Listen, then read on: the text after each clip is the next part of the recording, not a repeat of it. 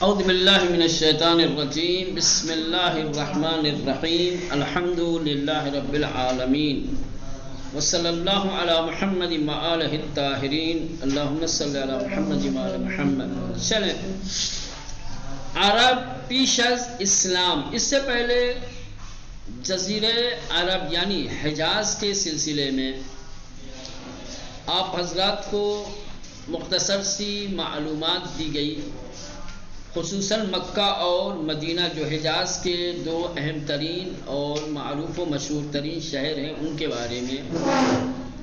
آج جو ہے اسلام سے پہلے عرب کے کیا ہے، عرب کے مختلف حالات، ٹھیک، لوگوں کے مختلف قسم کے حالات، اعتقادی، فرہنگی، اقتصادی، باقی تمام چیزیں آئیں گی، دیکھتے ہیں کہ اسلام سے پہلے عرب کے کیا حالات تھے۔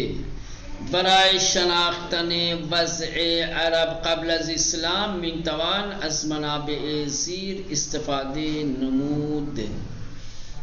یعنی یہ پہلے ایڈریس دے رہے ہیں، کہنے کہ اگر اسلام سے پہلے آپ عرب کی وضعیت اور حالت کو اچھی طریقے سے جاننا اور پہچاننا چاہتے ہیں تو ہم کچھ منابع آپ کو بتا رہے ہیں، آپ ان منابع سے استفادہ کیجئے۔ ان منابع کے ذریعے سے اسلام سے پہلے عرب کے حالات کیا تھے، اس سے اچھی معلومات، اچھی آشنائی ہو سکتی ہے۔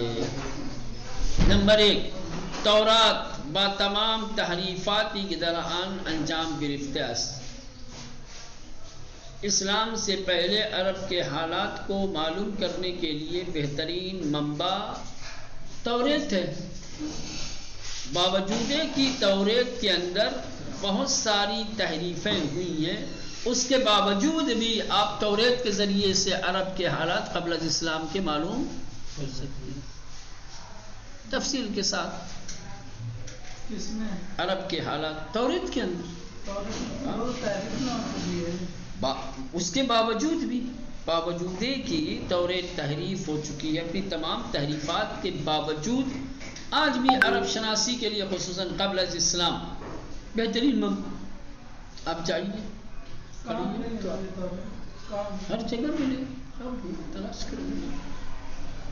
اردو میں نہیں، اردو میں پتہ نہیں ترجمہ ہوا ہے کہ نہیں، ہم لوگ نہیں ملتی ہے۔ کبھی دیکھی نہیں، ایسا لگ رہا ہے کہ آسمانی کتاب تھی، دوسری آئی آسمان پر چلی گئی۔ خوب، اس کے بعد دوسرا بہترین منبع جس سے آپ قبل از اسلام عربوں کے حالات کو اچھی طریقے سے پہچان سکتے ہیں وہ ہے یونانیوں اور رومیوں کی تحریریں۔ قرون وسطیٰ میں جو رومیوں نے اور یونانیوں نے تحریریں لکھی ہیں، وہ تحریریں بہترین منبع اور ماخذ ہیں قبل از اسلام عرب کے حالات کو پہچاننے کے لیے اور جاننے کے لیے، ٹھیک۔ تیسرے، تواریخ اسلامی کی بقلم دانشمندان اسلامی نگارش یافتے است۔ اسلامی تاریخیں، اسلامی تاریخیں چونکہ دو طریقے کی ہیں، کچھ اسلامی تاریخیں ایسی ہیں کہ جن کے لکھنے والے، جن کے مورخ کیا ہیں، خود مسلمان ہیں۔ اسلام کی جو تاریخیں اسلامی دانشمندوں نے، اسلامی مورخین اور علماء نے تحریر کی ہیں، ٹھیک، وہ بہترین منبع ہیں، کیا ہے، اسلام سے پہلے عرب کے حالات کیا تھے اس کے لیے۔ کچھ تاریخ اسلام ایسی ہیں کہ جن کے لکھنے والے مسلمان نہیں ہیں، غیر مسلم ہیں۔ غیر مسلم نے جو اسلام کی تاریخیں لکھی ہیں وہ بہت اچھا منبع نہیں ہے، سمجھ رہے ہیں؟ البتہ کسی حد تک عرب کے حالات کا علم ان کتابوں سے بھی ہوگا، سمجھ رہے ہیں، لیکن صحیح اور دقیق معلومات، قابل اطمینان خبریں وہ آپ کو ان اسلامی تاریخوں سے ملے گی جن کے لکھنے والے مسلمان ہیں۔ نمبر 4 آثار باستانی کی در خفاری ها و کاوش های خاور شناسان به دست آمده و تا حدی پرده‌ای از روی مطالبی برداشته است.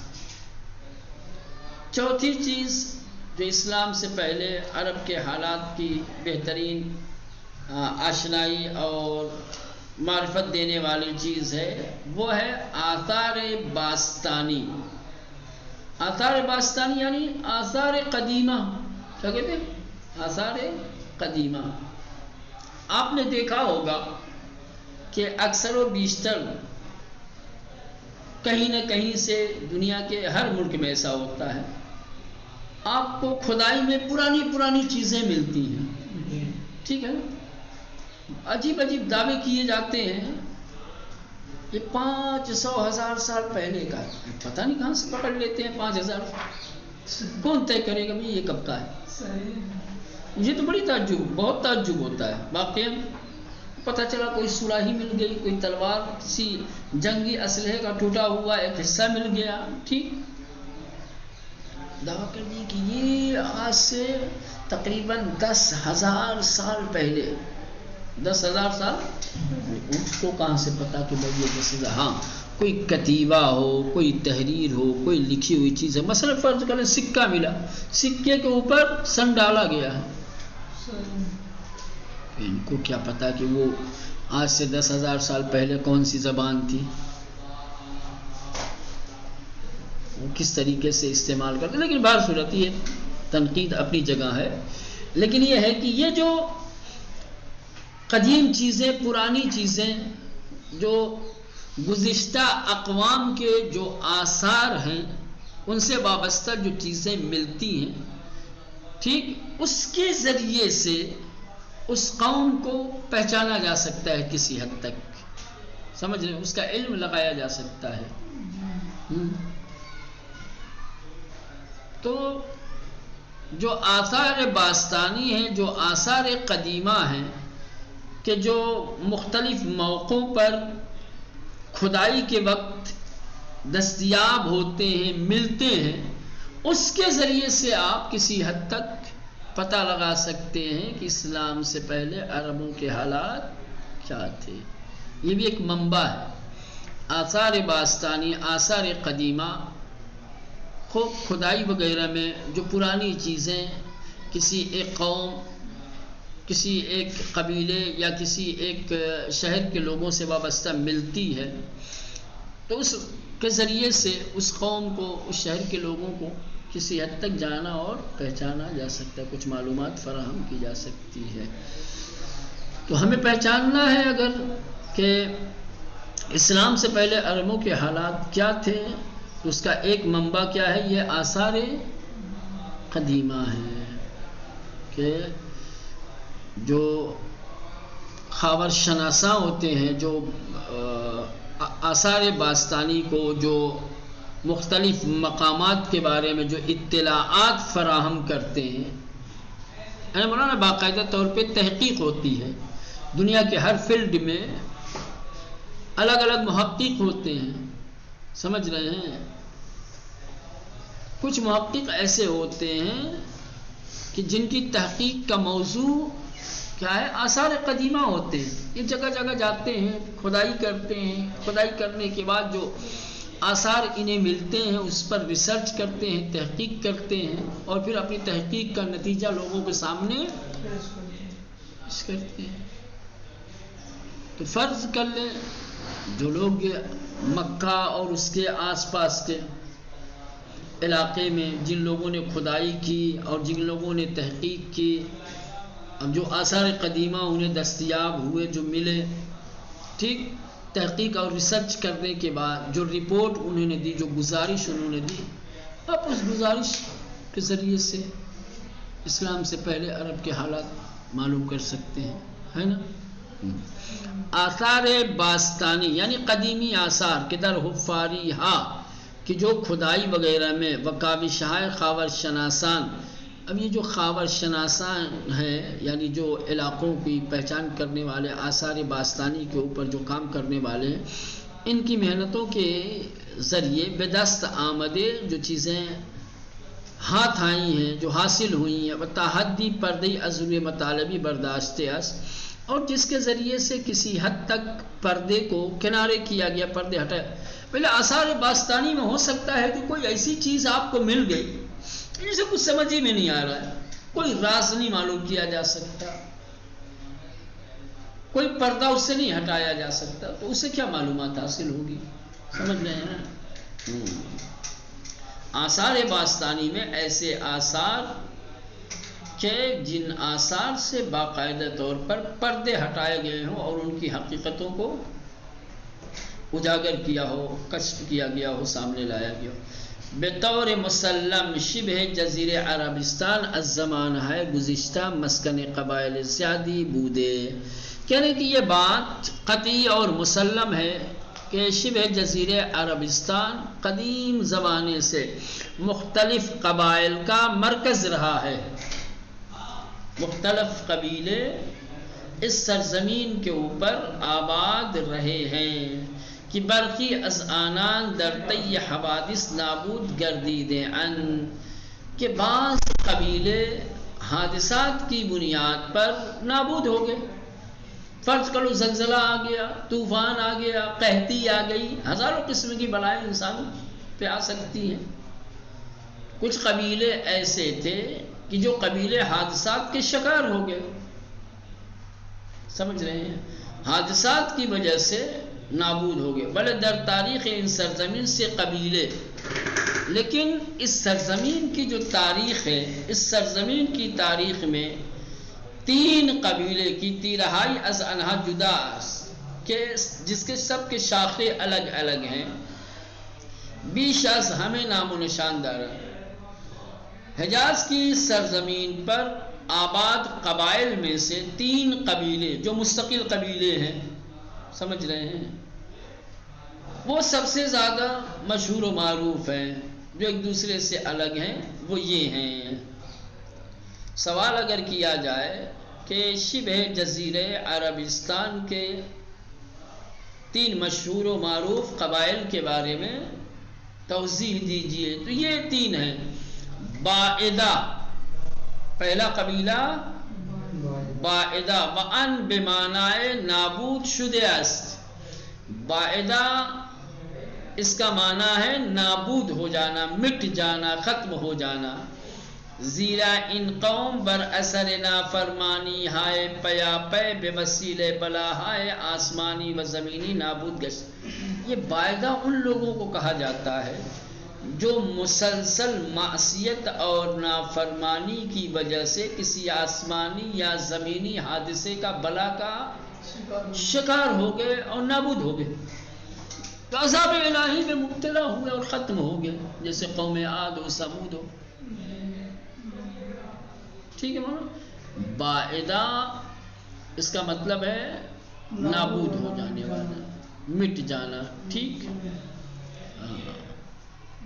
باعدہ اس لیے ان کو کہا جاتا ہے کہ یہ قوم براثر نافرمانی ہے پیا پے، مسلسل نافرمانیوں اور گناہوں کی وجہ سے بے وسیلے بلا ہے آسمانی و زمینی، زمینی یا آسمانی بلاؤں کے ذریعے نابود گشتن، کیا ہو گئے؟ نابود ہو گئے. شاید آنان ہمون قوم عاد و سمود بودن، شاید یہ وہی قوم عاد اور قوم سمود کی جس کے اوپر خدا کا قہر اور غضب نازل ہوا، زمین میں دھس گئے، بجلی گری. کہ در قرآن مجید از انہا بطور مکرر یاد شدہ است. یہ وہ قبائل ہیں کہ جن کے سلسلے میں قرآن میں جا بجا ذکر ہوا ہے، مکرر مختلف مقامات پر، مختلف جگہوں پر ان قوموں کا تذکرہ ہوا ہے. نمبر 2 قحطانیان، تیسرا مشہور و معروف قبیلہ جو سرزمین حجاز پہ آباد تھا وہ قحطانیان. یہ کون ہے؟ فرزندان یعرب ابن قحطان. کیا ہے؟ یعرب ابن قحطان کی اولادیں. یہ شخص کا نام ہے، سمجھ رہے ہیں؟ یہ قوم، یہ قبیلہ کیا ہے؟ اس کی بنیاد یہ ہے جو ان کی اولادیں ہیں، جو ان کی نسل سے ہیں، انہیں کہا جاتا ہے قحطانیان یا عرب ابن قحطان کی در کس کی اولاد میں سے؟ یہ بتا رہے ہیں اب ان کا کہاں جا کر کے شجرہ ملتا ہے کسی نبی سے، کسی مشہور شخصیت سے، تو وہ یہاں تو نہیں دیا ہے. یا عرب ابن قحطان یہ شخص کا نام بتا دیا ہے، اب ان کے پورے شجرے کو نہیں بتایا ہے. ٹھیک کہ در یمن و سائر نقاط جنوبی عربستان مسکن داشتن. یہ جو قحطانیان تھے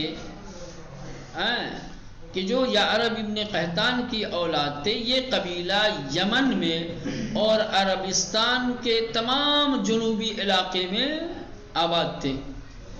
یمن اور عربستان کے تمام جنوبی علاقے میں یہ بسے ہوئے تھے، یہ آباد تھے. وآنان را عرب اصیل مینامند، اور انہی لوگوں کو اصلی عربی کہا جاتا ہے، اصلی عرب انہی کو کہا جاتا ہے. ویمنی ہائے امروز، لیکن آج جو یمنی ہیں وہ قبیلہ ہائے اوس و خزرج، اور اوس و خزرج کا جو قبیلہ ہے کہ در آغاز اسلام دو قبیلے بزرگ در مدینہ بودن، کہ جو اسلام کے آغاز میں مدینے کے دو بڑے قبیل تھے، از نسل قحطان می باشان. یہ کیا تھے؟ یہ بھی نسل قحطان سے ہی. آج جو آپ کو یمن میں عرب ملیں گے یا ظہور اسلام کے بعد مدینے میں جو دو مشہور قبیلے تھے اوس و خزرج، ان سب کا تعلق کیا ہے؟ یہ قحطانیان سے ہے، قحطان سے. قحطانیان دارائے حکومت ہے زیادی بودن. قحطانیوں نے بہت ساری حکومتیں کی ہیں، ان کے ہاتھوں میں حکومت رہی ہے، یہ حاکم رہے ہیں. بدر عمران و آبادی خاک یمن بسیار کوشیدے. کہہ رہے کہ یمن کی سرزمین کو آباد کرنے اور اسے قابل کشت و زراعت بنانے کے لیے ان لوگوں نے بڑی محنت کی ہے. قحطانیوں نے یمن کی زمین کو حاصل خیز بنانے کے لیے، قابل کشت و زراعت بنانے کے لیے اور اسے آبادی اور مسکن کے قابل بنانے کے لیے بڑی کوششیں کی ہیں. وتمدن ہائی را از خود بھی یادگار گزار دیں، اور اپنی تہذیب و تمدن کو یادگار کے طور پر چھوڑا ہے. و امروز کتیب ہائے آنان با اصول علمی خواندے می شود، اور ان کے جو کتیبے ہیں انہوں نے جو کچھ لکھا ہے وہ آج علمی اصول کے ساتھ پڑھے جا سکتے ہیں. وتا حدودی تاریخ چے قحطانی را روشن می نمایت، اور کسی حد تک ان کے کتیبے سے قحطانی کی مختصر تاریخ واضح ہو جاتی ہے. وہرچہ دربار تمدن عرب قبل از اسلام گفتے می شود، اسلام سے پہلے عرب کے تمدن کے بارے میں جو بھی باتیں کہی جاتی ہیں، ہمگی مربوط پہ ہمین گروہ، ان سب کا تعلق اسی قبیلے، اسی گروہ سے، قحطانیوں سے. ان ہم در سرزمین یمن می باشد، وہ بھی کون سے قحطانی؟ جو یمن کی سرزمین پہ تھے، نہ یہ کہ حجاز کی یا مکے کے جو جنوبی علاقے میں یا دوسری جگہوں پہ تھے. سمجھ رہے ہیں؟ یمن کے اندر جو قحطانی آباد تھے، ٹھیک، اسلام سے پہلے عربوں کے جس تہذیب و تمدن کی بات کہی جاتی ہے، اس تہذیب و تمدن کا تعلق کیا ہے؟ وہی قحطانیوں سے ہے. کون سے قحطانی؟ کہ جو یمن میں بسے ہوئے تھے، آباد تھے. تیسرا اور آخری قبیلہ عدنانیان. کیا ہے؟ عدنانیان. خوب، پہلا بائدہ تھا، دوسرا قحطانیان، تیسرے عدنانیان، فرزندان حضرت اسماعیل علیہ السلام. یہ حضرت اسماعیل، شاید وہ حضرت اسحاق کے ہوں. پھر قحطانیان ہو سکتا ہے کہ کیا ہو سکتا ہے کہ ان سے پہلے کہ وہ بھی حضرت یعقوب کے اس میں سے رہے ہوں؟ بہر صورت اس میں تحقیق کرنے کی ضرورت ہے. اسحاق کے بعد وہ تو مصر میں ہے، وہ تو وہاں پہ ہے. بعد میں یہ سب بٹا ہے نا. عرب میں یہ تمام ممالک آتے تھے نا. یمن ابھی آج الگ ہے، مصر آج الگ ہے، یہ سب اسی میں آتے.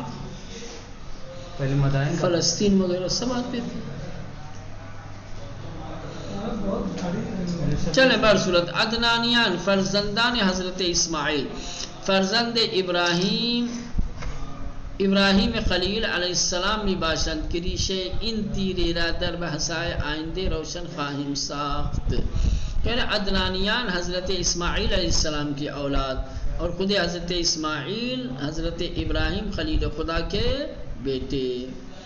ریشه این تیره را اس قبیلے کا، اس خاندان کا جو ریشہ ہے، جو بنیاد ہے، آئندہ بحثوں میں ہم اسے واضح اور روشن کریں گے. وہ خلاصے آن اینس، اور اس کا خلاصہ یہ اس طریقے سے ہے. تیرہ یعنی تیرہ یعنی یہی خاندان، ریشے ان تیرے، یہ جو خاندان ہے، یہ جو نسل ہے. ابراہیم معمور شد کہ فرزند خود اسماعیل لا بمادربه حاجر در سرزمین مکہ جای دهد. ابراہیم علیہ السلام ہر دورہ از خاک فلسطین به سوی دره عمیقی مکه که بی آب و علب بود حرکت داد. دست لطف و مهر پروردگار جهان به سوی آنان دراز گردید و چشمه زمزم را در اختیار آنان گذارد. اسماعیل با قبیله جرحم کی در نزدیکی مکه خیمه زده بودند وصلت نمود، فرزندان زیادی نصیب بی شد. یکی از آنها عدنان است که با چند واسطه نسب بی به اسماعیل میرسد. کہنے کہ عدنانیوں کا خلاصہ یہ ہے کہ جیسا کہ آپ جانتے ہیں قرآن میں بھی یہ تذکرہ موجود ہے کہ اللہ نے حضرت ابراہیم علیہ السلام کو حکم دیا کہ وہ اپنے بیٹے اسماعیل کو ان کی ماں ہاجرہ کے ساتھ سرزمین مکہ کی طرف لے جائیں. تو حضرت ابراہیم علیہ السلام خدا کا حکم پانے کے بعد اپنے بیٹے اسماعیل کو اور اپنی بیوی ہاجرہ کو لے کر کے سرزمین مکہ کی طرف چلے.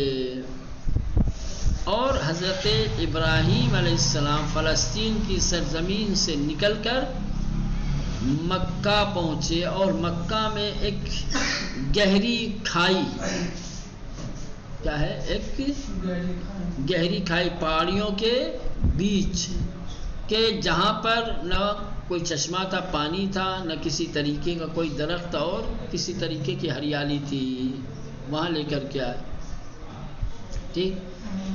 دست لطف و مہر پروردگار جہان بے سوی آنان دراز گردید. دست لطف الہی ان کے لیے کیا ہے، کھلا، یعنی خدا نے ان کے ساتھ احسان کیا، خدا نے ان کے اوپر لطف و مہربانی کی کہ چشمہ زمزم را در اختیار آنان گزار، کہ اللہ نے ان کے لیے چشمہ زمزم جاری کر دیا. پہلے یہ جہاں پہ ٹھہرے تھے وہاں کچھ تھا وہ نہیں. ٹھیک. قدرت کی عنایت ہوئی کہ قدرت نے ان کے لیے چشمہ زمزم جاری کر دیا. اور حضرت اسماعیل علیہ السلام جہاں پہ ٹھہرے تھے وہیں سے کچھ دور پہ ایک قبیلہ رہتا تھا جس کو قبیلہ جرحم کہا جاتا. انہوں نے ان سے شادی کر لی قبیلہ جرحم میں، سمجھ رہے ہیں. اور پھر اس ازدواج اور اس شادی کے نتیجے میں بہت ساری اولادیں ہوئیں. جناب اسماعیل علیہ السلام کی اولادوں میں سے ایک اولاد کا نام تھا عدنان. البتہ یہ عدنان مستقیماً حضرت اسماعیل تک نہیں پہنچتا، کئی واسطوں سے اس کا نسل جا کر کے حضرت اسماعیل علیہ السلام سے ملتا ہے. بس یہ جس کا اس کا باپ یہ فلاں کا بیٹا، اس کا باپ فلاں کا بیٹا، اس کا فلاں کا بیٹا، اس کے باپ حضرت اسماعیل، ایسے کئی واسطے سے. جیسے آپ فرض کر لیں آپ کے باپ فلاں صاحب ہیں، ان کے باپ فلاں صاحب ہیں، ان کے باپ فلاں صاحب ہیں، ایسے ایسے فرض کر لو 4 10 20 25 کے بعد آپ فرض کرو سید ہے، جیسے آپ کس امام سے منسوب ہیں؟ فرض کر لیں آپ جو ہے کاظمی ہیں، جعفری ہیں، ٹھیک؟ تو آپ اپنے باپ کا نام، پھر اپنے دادا کا نام، پھر دادا کے باپ کا نام، پھر ان کے باپ کا نام، پھر ان کے باپ کا نام، اس طریقے سے ہو سکتا ہے 20-25 واسطوں کے بعد جا کر کے آپ امام کے اس فرزند کی جس فرزند کی نسل سے آپ ہیں، پھر وہ فرزند آپ کو جوڑے گا اس سے امام سے. ایسی عدنان حضرت اسماعیل کی اولاد میں سے ایک اولاد تھا، البتہ یہ اولاد اصلی نہیں تھا، ان کی اولاد کی اولاد میں سے تھا، لہذا کئی واسطوں سے کیا ہے یہ عدنان کا سلسلہ نسب حضرت اسماعیل تک پہنچتا ہے. فرزندان عدنان به تیرهای گوناگونی تقسیم شدن. پھر جو یہ عدنان کی اولاد ہیں یہ الگ الگ قبیلوں میں بٹ گئے. کیا ہے پھر یہ الگ الگ قبیلوں میں تقسیم ہو کے بٹ گئے. وَأَزْمِيَانِ آنان قبیلے کی شہرتی بدست آورد. اب یہ جو الگ الگ قبیلوں میں بٹے ہیں ان قبیلوں میں سے سب سے زیادہ جس قبیلے کو شہرت ملی وہ قبیلے قریش، اور پھر قریش میں بنی ہاشم. یہ وہی ہے جن کا سلسلہ نسب پہنچتا ہے جناب اسماعیل تک. اور اس سلسلہ نسب کے اوپر باقاعدہ طور پہ اماموں نے افتخار بھی. چلیں بہر صورت تو یہ 3 قبیلے تھے جو سرزمین حجاز پر بسنے والے قبائل میں سے سب سے مشہور و معروف تھے. البتہ یہ نہیں بتایا جو پہلا قبیلہ ہے وہ خالی نام لیا ہے، حقیقت میں یہ کون تھے وہ واضح اور روشن طور پر ان کا تذکرہ نہیں، بس خالی باعدہ یعنی نابود ہونے والے. اب نابود ہونے والے میں کون کون تھے ایسے احتمال تو لگایا جا سکتا ہے. جا قرآن نے کہا عاد و سمود، ٹھیک. اس کے بعد ہے دوسرا جو قبیلہ تھا قحطانیان، اور پھر عدنانیان. یہ 3 مشہور.